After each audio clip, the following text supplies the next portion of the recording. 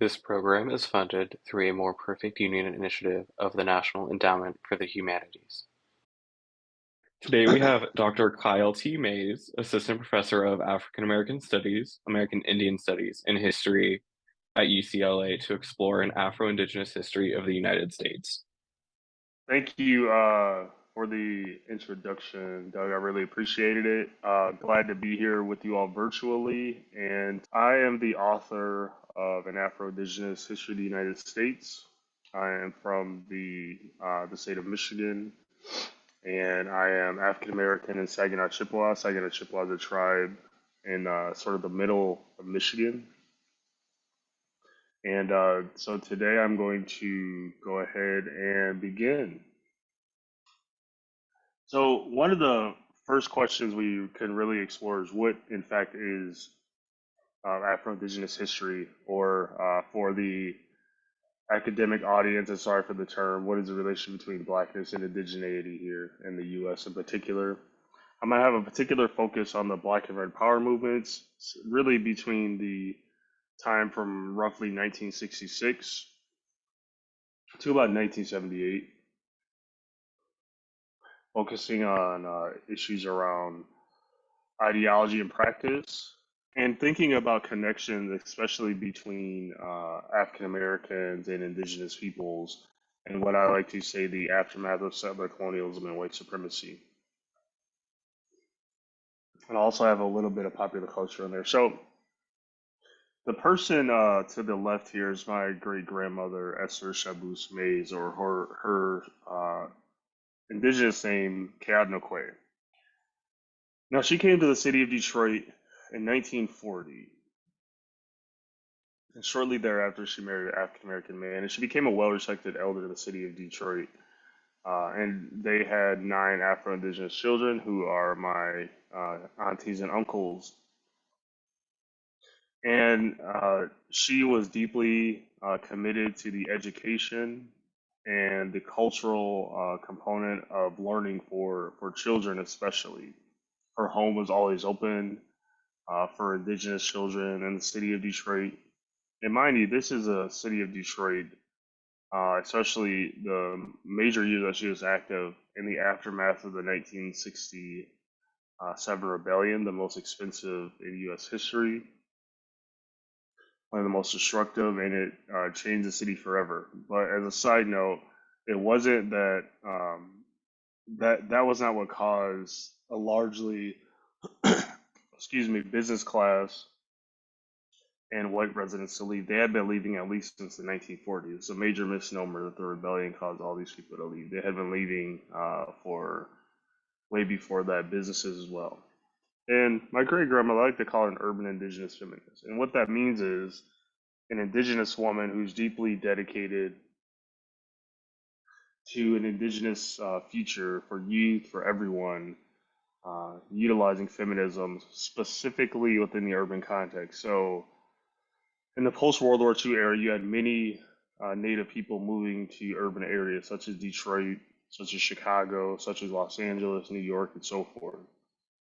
But we often think of Native people as living on reservations, but in fact, at least since 1990, and certainly before then, the majority of Native people have actually lived in urban areas, right? And I haven't seen the 2020 census numbers yet, but it was close to around 78%. So close to 80% of Native people live in some urban context. And as I mentioned, her children were raised in the heart of Black and Red Power activism, radicalism, and so forth. So, for context, Detroit is really a hub in the U.S. for Black Power radicalism and activism. So, whether that was Grace and James Lee Boggs in the 1960s and the Republic of New Africa, who I'll mention a little bit later, Malcolm X gave some of his most infamous speeches there. So Detroit is really a hub for Black nationalism, radicalism, and so forth. And this particular etching here is my Aunt Judy Mays at the podium, and she founded what was the third ever public school created with a Native American curriculum called Medicine Bear American Indian Academy. Now, the importance of this school was it was created in the 90s, right after, or at least during the crack epidemic in Detroit, massive poverty and so forth. But she thought indigenous peoples had a future even in a majority black city in the city of Detroit. So she founded this school, um, and it was an important opportunity. So now I meet artists, activists, and so forth who are very much dedicated to understanding and remembering her particular legacy in Detroit. So there's a fancy term often used called settler colonialism. And let me break this down for you. Settler colonialism is simply this. It is a non-indigenous population coming to a particular land, taking over that land through various means. So it could be genocide, it could be biological warfare, it could be various sorts of wars, the signing of treaties, coercion, all these things lead to a settler colony. And the important thing here is that these settlers don't come just to exploit. So we'll say classic colonialism, where people might live elsewhere. You know, say you're in Belgium and you have the Belgium Congo or whatever, right? And all of the resources you're extracting go back to the home country. Settler colonialism is different, and the fact that those people are there to stay and are actively, and the population grows and they do things. So think about for Gen X or millennials, think about what you learned in high school about indigenous nations in your particular area or what you did not learn, right? I'm assuming the majority did not learn a whole lot about Native histories outside of early U.S. history, perhaps. Now, if that's the case, that is also a product of settler colonialism. So there's no need to feel guilty about what you did not learn. The point is that settler colonialism is meant to continue to occupy and take land from indigenous peoples.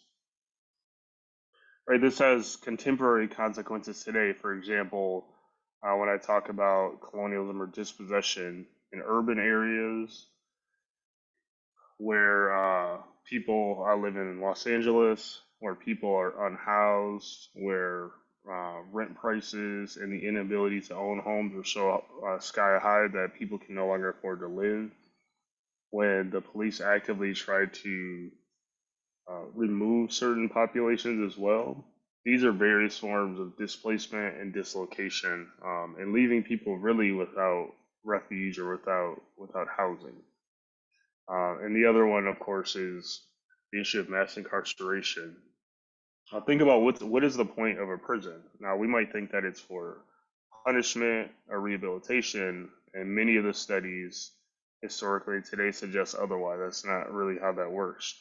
And often the point is to segregate people and exploit them. But to me, these are very much logics of settler colonialism.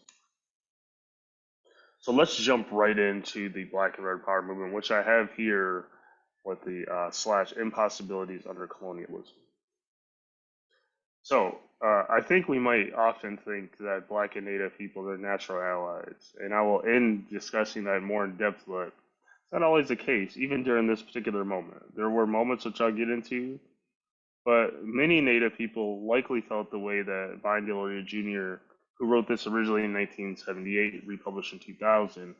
And minority groups are often astounded to learn that the Indians were not planning to share the continent with their oppressed brothers once the revolution is over. Hell no. The Indians were planning on taking the continent back and kicking out all the Black, Chicano, Anglo, and Asian brothers who had made the whole thing possible. Now, this isn't as anti-other as it might seem, but it does in fact center that the U.S. was native land and native peoples are tired of being ignored in the pantheon of the discussions around civil rights, around Asian American rights, around gay and lesbian rights at the time, and so forth. They wanted to make sure that centering indigenous peoples and a return of land was central to their understanding of power and justice. But that wasn't really the case in a very mainstream sense, with a few exceptions. This is not one of them. So this is the Republic of New Africa, founded in Detroit in May of 1968. Henry Milton and his brother changed their last name to Obadeli. And they formed this group with what they call the Malcolm X doctrine, and that is the belief in black nationalism and owning land. Now, they base a lot of this on what had happened to the Cherokee Nation and the rest of the five tribes when they were removed from the southern states. Now, they wanted the five southern states for compensation for slavery. So there's a lot of discussion today around reparations, which I'll get into a little bit later. Right. Now, the key question here that it's a contradiction, of course. How can we talk about returning this land or black people occupying that land without also thinking about returning land to indigenous peoples? It's a historical question that they never engaged with directly, even though were aware of that history. But they wanted this for compensation for exploitation under slavery. But it is something to really, really consider. Now, another thing that Deloria, 2 slides ago, was essentially said in his book, Custer Died for Your Sins, an Indian Manifesto, published in 1969, was that Black and Native struggles, specifically for the Black and Red Power movements, had very little in common. And I think there's something to that, but it's something also to consider. So, what is Red Power essentially? A critique of the U.S. nation state for not honoring the treaties. They wanted, again, the U.S. to honor the treaties, and the United States had violated every treaty they ever made with Native nations.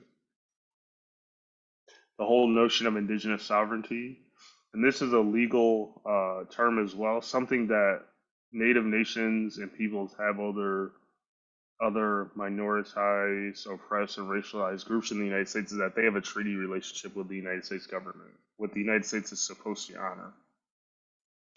They were, during this time, reclaiming and asserting indigenous cultures. And if we're talking about reclaiming land values, in some ways it's anti-capitalist in some ways. Now, Black Power, there's some shared values here. So Black self-determination, a critique of U.S. democracy, also just like Native peoples asserting a Black nationalist culture and aesthetic. So whether that's Black Power fist, whether that's the iconic Afro of Angela Davis and others. And for many of the groups, these things are anti-capitalist as well. Two groups in particular to focus on here are the Black Panther Party, founded in 1966, and the American Indian Movement in 1968. Now, the Panthers were founded as a response to police brutality in Oakland, California, and in Twin Cities in St. Paul, Minnesota, and Minneapolis, Minnesota. They founded in 1968 for exactly the same reason, but they had seen what the Panthers had done, the attention they had garnered, and the media, and thought this is a great way. But it more slightly, and for the Black Panther Party, into more international realms and more issues of solidarity, and for the American Indian Movement, focusing specifically on treaties and stopping the violation and the eradication of Native peoples. And many of those histories are very, we'll say, male dominated. But we have to consider the role that many Black and Indigenous women play. So, sorry, the Sada Shakur, who is still in Cuba at the moment. But in a particular essay she wrote to my people, said they call us thieves, and we did not rob and murder millions of Indians that are ripping off their homeland and then call ourselves pioneers. Right. This is another example of rhetoric of settler colonialism that Assata Shakur, the godmother of the late rapper Tupac Shakur, which he is actually challenging. Right. We might often think about these things without little consequence, but they certainly have an impact. The other thing is Women of All Red Nations. So Women of All Red Nations was founded in South Dakota in 1978. Their first meeting had over 200 women there. And they focus at least on a few things: environmental racism and reproductive rights for Native women. There are reports that anywhere between 42 to perhaps as high as over 60% of Native women in this era in the 1970s had experienced forced sterilization. And they were really one of the first groups to bring this to attention, at least as it relates to Native women. And so they say Indian women have always been in the front lines in the defense of our nations. Only by throwing off the yoke of colonization with the strength of our spirituality will we survive as peoples, nations. Right, and they also tried to get a wide variety of forms of solidarity with lots of different groups. Now, someone who was very active in good relations with Native peoples was Stokely Carmichael. So, in a talk he gave called "The Red and the Black" in Twin Cities, St. Paul, Minnesota, they were fundraising for the defense of Dennis Banks and others. That all of us must struggle against capitalism. The red man is struggling against capitalism. He has been a vicious victim of capitalism. It is on his land that the most powerful imperial system has been built at its very expense. All right, so Stokely is putting this out there. And there are many African Americans deeply engaged in acts of solidarity. So Angela Davis, who is still in the struggle, was one of them. So she went to Wounded Knee in 1973. And I always tell young activists this part that often it's about showing up for people, right? And you need a lot of coalitions with people to create change. And while she was not able to actually go into past the barricade, her act of showing up is important and demonstrates, at least symbolically, forms of hope and solidarity between Black and Native peoples. And here she is in Detroit in 1974 at the National Alliance to End Repression. And to her left, speaking at Cobo Hall, to her left is Clyde Belcourt, a co-founder of the American Indian movement. Now, these acts of solidarity are symbolic in some ways, but very important, right? They're very important. Now, back to Stokely, again, who had changed his name to Kwame Ture. He was perhaps one of the only people that acknowledged that the U.S. was indigenous land, right? And he and the Black Panther Party would document all of the actions of the American Indian movement within their newspaper.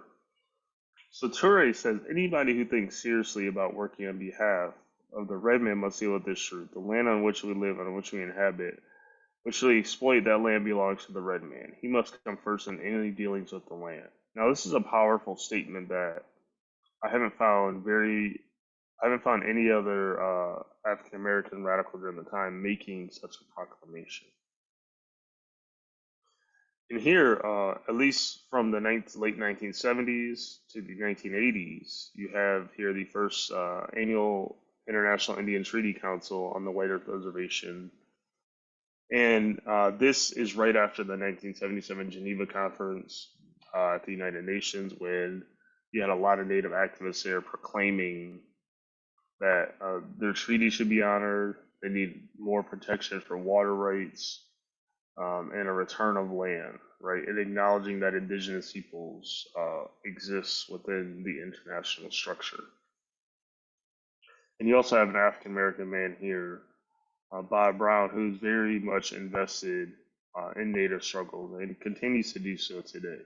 And he was a representative of the All African Revolutionary People's Party, founded by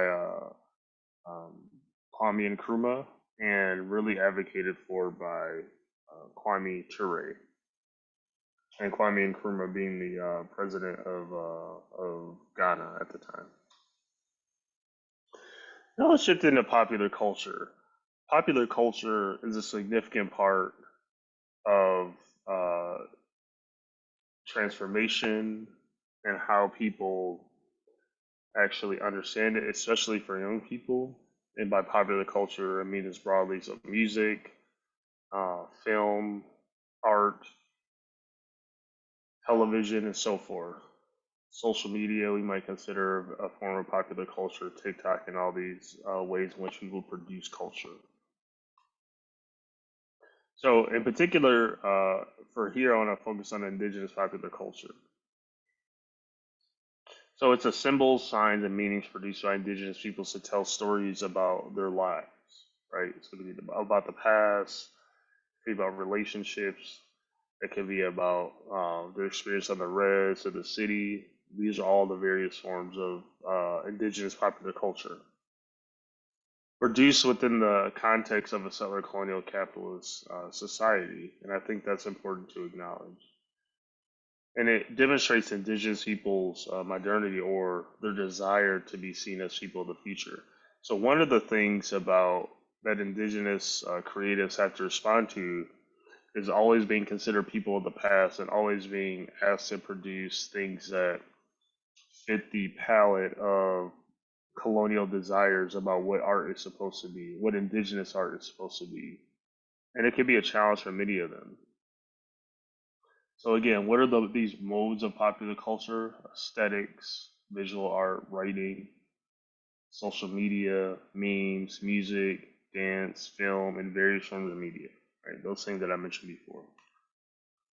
But again, it's about futurisms. So coined by Anishinaabe scholar Grace Dillon, she says indigenous futurism is a growing movement, but not limited to Indian country, where Native peoples dare to reimagine societal tropes, alternative histories, and futures through the exploration of science fiction and its subgenres.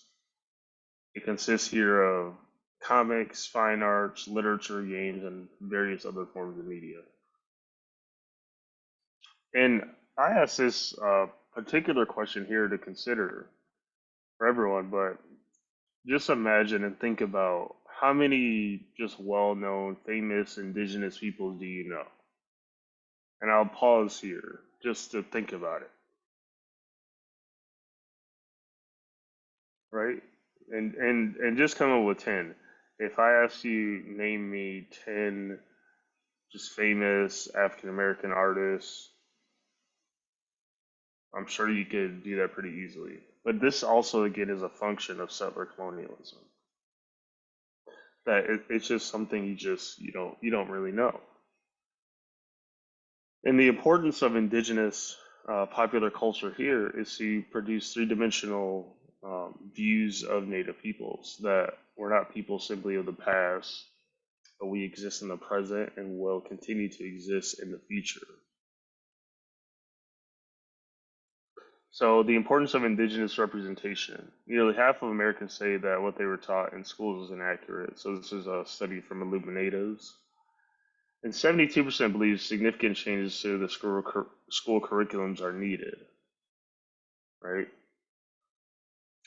We can go to the example most recently of the Washington football team, who are now the Washington Commanders, right? And so, what forced them to change their name? Obviously, Native people have been resisting, protesting for them to change a racist name and emblem on the NFL team.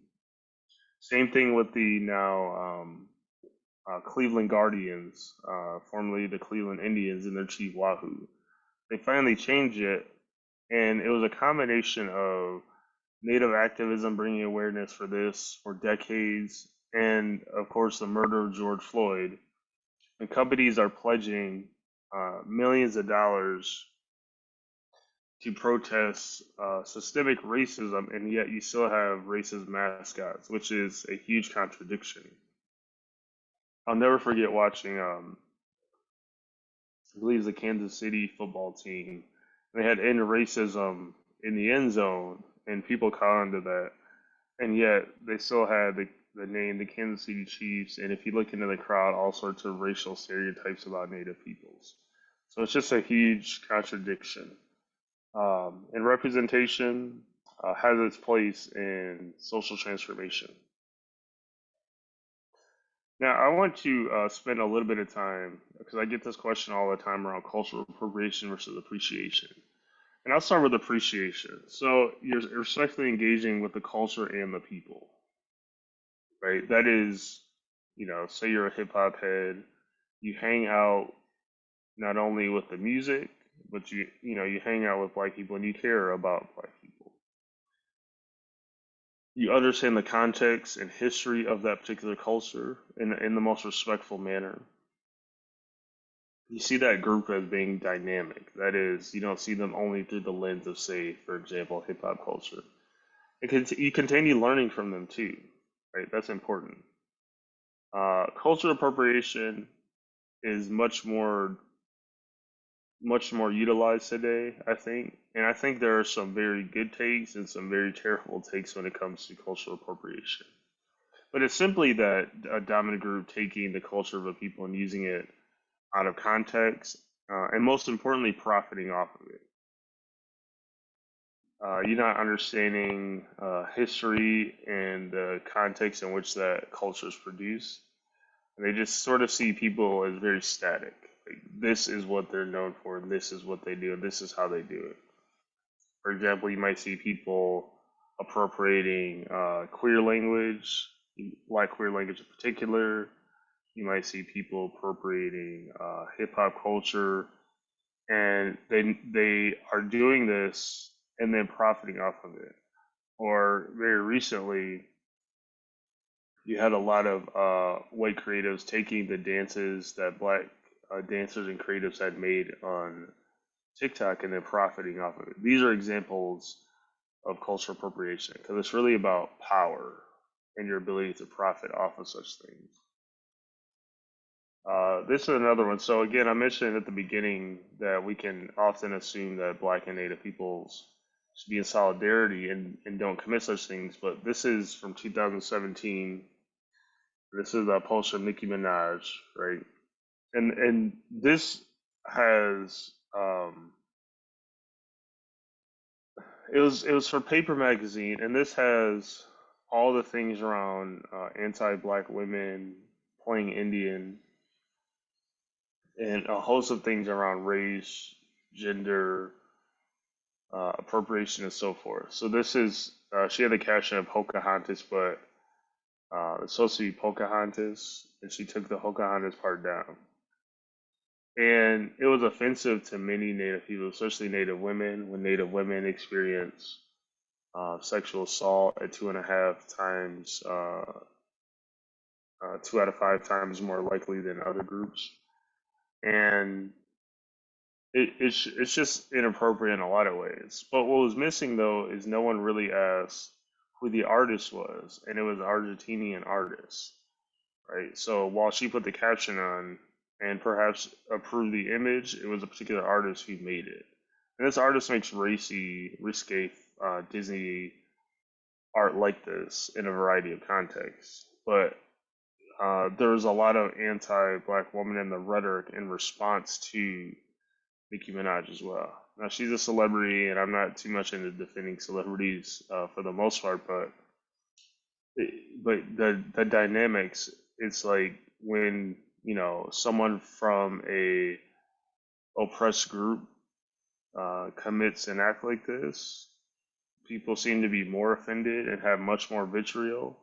And part of it because you don't expect that to happen, but we should expect anyone to, not that we should expect, but we shouldn't be surprised if anyone engages in various forms of appropriation, prejudice, and so forth, because as Ibram Kendi has noted, that many of us can adopt a racist idea, and I would add that many of us can adopt a settler colonial idea as well. And this is another example here. So this is Reservation Dogs, the show on Hulu, which is now in its second season. And in the first season, there's a lot of commentary, and I was getting it from friends, colleagues, and so forth about the lack of Afro-Indigenous representation, given that it's in Oklahoma. And there was not a lot of references to the music used and so forth. In particular, this particular video, I'll encourage you to go check it out on your own, called Greasy Fried Bread. It's pretty funny, but people were like, "Oh, this person, they appropriating black Southern culture, what they grill, and so forth." And I would encourage you to go check it out just to see. And to me, that wasn't even really appropriation in one sense. But there was a particular scene at the end of on episode one where this person, and I would encourage you to check out episode one in particular, just because it's not really the music that's appropriation or might be deemed anti-black. It's how the writers wrote something that I thought was a scary black man, and it's difficult to explain without the actual video. But do go check out episode one and the rest of the series, which is fantastic, by the way. So, I want to spend some time here wrapping up and thinking about what are some of these aftermaths, and I think kinship is important. So, when I say kinship, so I am Saginaw Chippewa, and we have a clan system, and I am a part of the Makwadodem or Bear Clan, and every clan has a particular responsibility within the nation. There's even a clan for outsiders, right? And what kinship does is clearly define the role of people within that particular society. Now, if we're moving towards the aftermath of settler colonialism and white supremacy, and we have to think very clearly about what our different roles are to each other, to the land, and to our futures. So I think an important discussion right now is the reparations debate. So I'm in California. The state legislature has been toying with various issues around reparations. So what was known as Manhattan's Beach was formerly known as Bruce's Beach is one example, and it was just awarded back to the Bruce family. It was taken from a black family in 1926, 1925 or 1926, and it was just given back to them. They had lost all sorts of wealth and land. Now, what's important about this is, and I'm not opposed to reparations per se, but many of the articles in Los Angeles Times and local news have mentioned very briefly, but not discussed in full, that where did the Bruces get this land? Now, they weren't the ones who actually took it away from indigenous people. They sort of just occupied it later on. But in discussion of reparations, there should be a simultaneous discussion of, if you're going to compensate these peoples and perhaps return that piece of land, what about returning land to indigenous peoples, right?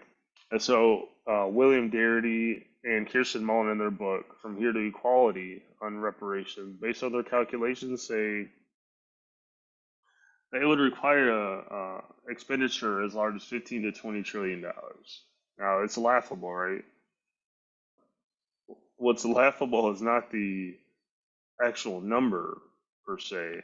Like, if you actually calculated a host of things, whether that's slavery, Jim Crow, and so forth, it probably makes sense. What's the funny part is the United States is not paying African Americans 15 to 20 trillion dollars for reparations. I just don't see any way that it's possible. And the second part of this, though, is where do indigenous peoples fit into contemporary discussions on reparations? So, if the foundations of the United States are rooted in anti-blackness, rooted in slavery and the dispossession of indigenous peoples, and whether that's the Declaration of Independence, whether that's the Constitution, whether that's Alexis de Tocqueville's Democracy in America, the Federalist Papers, if you read all of those, you'll see various forms of anti-blackness and anti-indigenous sentiment within those documents that are so sacrilegious to and paramount to our understanding of U.S. democracy. And land was central to them. So how can we have a discussion of reparations without also a discussion of returning of land? And so the Indian Collective, a collective of indigenous peoples committed to the land back movement, argued that it's a political framework that allows us to deepen our relationships across the field of organizing movements, working towards true collective liberation. And I think the most important part here is that it allows us to envision a world where Black, Indigenous, and POC liberation coexist. And the number here is since 1776, 1.5 billion acres have been acquired, seized, stolen, coerced, whatever, from Native peoples. And finally, they argue that white supremacy, to be truly dismantled, you have to put indigenous land back in the hands of indigenous peoples. So I'm wrapping up here. My colleague and good friend Amber Starks goes by the social media name Melanie Muskogee, argues that I fundamentally believe our arrival at Black liberation and indigenous sovereignty will certainly require us to remember who we are outside our oppressors' institutions, ideologies, and imaginations. Right? And I think that is deeply profound, and it takes a lot of work to do that. And I think activism, I think popular culture representation, I think all those things combined are important to really try to see ourselves as very different. And not only see ourselves different, but relate to each other differently as well. And so, what can this look like? And I want to begin with the quote from queer Black feminist Audre Lorde in her essay Learning from the 60s. She says, any future vision which can encompass all of us, by definition, must be complex, expanding, and not easy to achieve. I think many times we can assume that these things can just be very easy, that justice can be easy. And I assure you it is not easy at all. And if we're really to have a robust conversation about how oppressed peoples across the board can get liberation and freedom, or when someone asked Nina Simone, what does freedom mean to her, this is the great songstress, she said, no fear. Now imagine if every oppressed person could generally live with no fear, whether that's Black, Indigenous, queer, all those things and so forth, right? You don't you can be vulnerable without having to fear consequences, right? Now imagine that. Women's reproductive rights and so forth.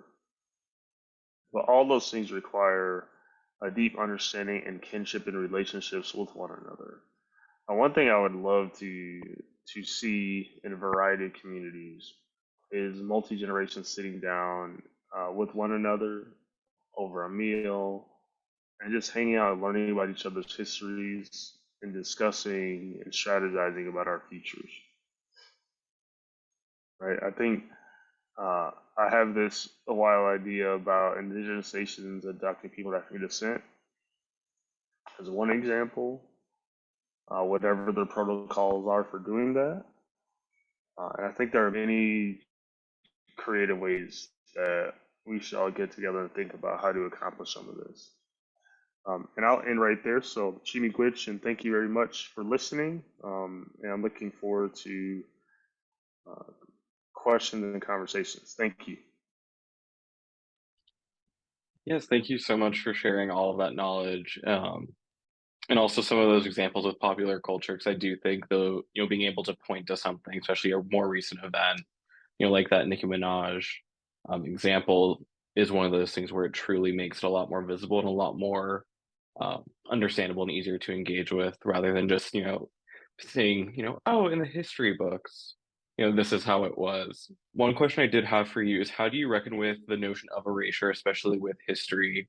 Because history is such a multifaceted, multi-lensed, body of, knowledge, so to speak.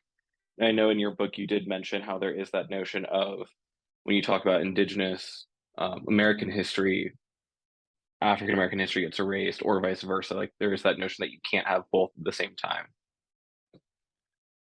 Yeah, erasure is tough, especially in a country that is dedicated to keeping people uneducated and people sort of accepting that, right? So, for example, one assignment I give to my students often is I say, all right, go home, whatever you consider home, whatever place, and think about who are the local indigenous peoples of where you live. I always get some strange looks from people if they know very little about Indigenous history. And it's not to shame them at all. It's to say, and many, usually 20 to 30% will say, I didn't really find anything. And my response to them is, this is how settler colonialism works. It's meant to make sure you know very little or to grow up not knowing very much about the local indigenous population, right? Now, and I was like, take that as a lesson to go back and think through how that happened systematically. And often that's how erasure works because it's one thing to learn from a textbook. And I know teachers are strapped, so I'm not putting this particular burden on them. But it's another thing to, take people out if you have local elders from that particular community, take them to the land and learn about that particular history. It does wonders for people. And kind of continuing off of that, in the notion that, the loss of knowledge, in that notion of, oh, I didn't find much. In your opinion, as we are moving towards the future, increasing technology, increased access to knowledge, but at the same time, we're moving further away from, you know, the settling of Jamestown and all of these things that happen on the eastern coast of the US, where there tends to be a lot less visibility in some areas with indigenous tribes, due to various mechanisms. Do you think moving forward that some of that might be lost or that it might be more accessible and actually more easy to engage with? I mean, it's difficult. So, some positive examples that I know of, my colleague Elizabeth Rule at American University has helped various folks, and another colleague, Ashley Minner, in Baltimore, a Lumbee woman. Uh, they so Elizabeth has created an app to help like people when they're walking around in Washington D.C. She worked with Dr. Ashley Minner to create an app as well for East Baltimore in particular, so people can kind of learn about those local indigenous histories. And I think technology is a powerful tool in that sense.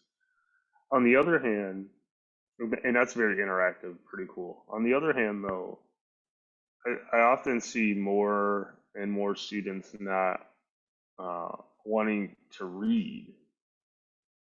And this sounds strange, but there are a lot of things that distract us, whether you're on Instagram, Twitter, just hanging out, and taking the time to sit down to read, for an hour, 2 hours, seems to be a quickly depleting art form, right?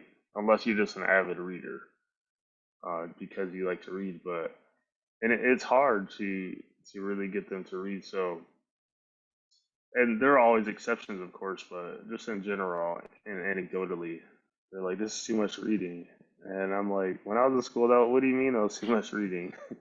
But there wasn't all of the challenge. At least as an undergrad, it wasn't all of the challenges of Instagram, Mhm. Twitter. Those are just starting out, so it's a challenge. And in your work, have you experienced any instances where, labels can either be a positive aspect of movements like the Black Power and the Red Power movement, or have they been used in a way that essentially not rewinding the clock, but it, stumps the momentum of these movements or creates, internal clashes within these groups, especially thinking of telling, an Afro-Indigenous history or even just an African history of the US or an Indigenous history of the US. Yeah, I mean, there are certainly instances of often people don't want to see these things as a form of solidarity. Some Native people don't want to be lumped in with African Americans, both historically and today, because they're like, we're not a minority. We're nations with treaties and we're sovereign. But what do you tell that to Afro-Indigenous people like myself or my cousins, right? It's a bit more complicated Hmm. than that. And yeah, and the other part of that is some African Americans can easily just just erase Native nations. So, paraphrasing the Combahee River Collective Statement from 1977, when they say when all black women are free, everyone will be free, or essentially when all black people are free, everyone else will be free. And I used to just accept that the way that it is, and like 95% of that is true. But another question to add to that is, where do Native people fit in that formulation? Hmm. Because if all black women, all queer black folks, and so forth, all trans black folks are free tomorrow, what does that say about returning land to indigenous nations? And certainly there are many, or at least a handful of folks who would think differently about that. But that still doesn't account for indigenous women, indigenous trans folks, indigenous queer folks, which for them is still fundamentally about returning land, right? Land is sort of the key thing here. So we have to think. That's why I see these things as very connected, and they should be looked at simultaneously. And the last question I have for you today is, this program is funded under the A More Perfect Union initiative from the National Endowment for the Humanities with the focus of, exploring the history of America as we approach the 250th anniversary of the Declaration of Independence being signed. In what ways can we as a country help move the needle towards a more perfect union instead of letting it go backwards? So, how do you see the exploring or the revisiting, or as this book is part of the revisioning history series, re-envisioning history, moving that needle towards creating a more perfect union as, one country and one society, even though obviously there are multiple groups and multiple different identities under that umbrella? Yeah, it's difficult because I think black and native people and peoples who are committed to justice have been trying to do this for centuries now. I know the U.S. is still a young nation, but we've been trying to do this for a couple of centuries at least. And whenever those groups most committed to justice actually try to radically transform society, and in many ways simply make it better, they get imprisoned, they get exiled, they get murdered, and so forth. And so, what I would hope is that people would sit down across races, gender, sexualities, drop their ego. And I think many times, although it's not created equal, many of us can have egos about, whether you're white and says something that was messed up. Some people, you don't know what you don't know. And I think there's often an assumption that you should just know. And I'm like, no, we all grow up differently, and you have to unlearn a lot of things. And it's difficult to do that and make a mistake out loud. And so are in live form. And so I just wish, and not even just more grace, right? I don't mean necessarily in the Christian way, but if someone wants to take it, that's cool with me. But just more grace and love for people to make mistakes and also be held accountable. Because if there's no love with that, it's just going to create more tension and long term issues, right? And I'm not saying everyone has to get along and sing kumbaya or anything, but you do have to do everything with love.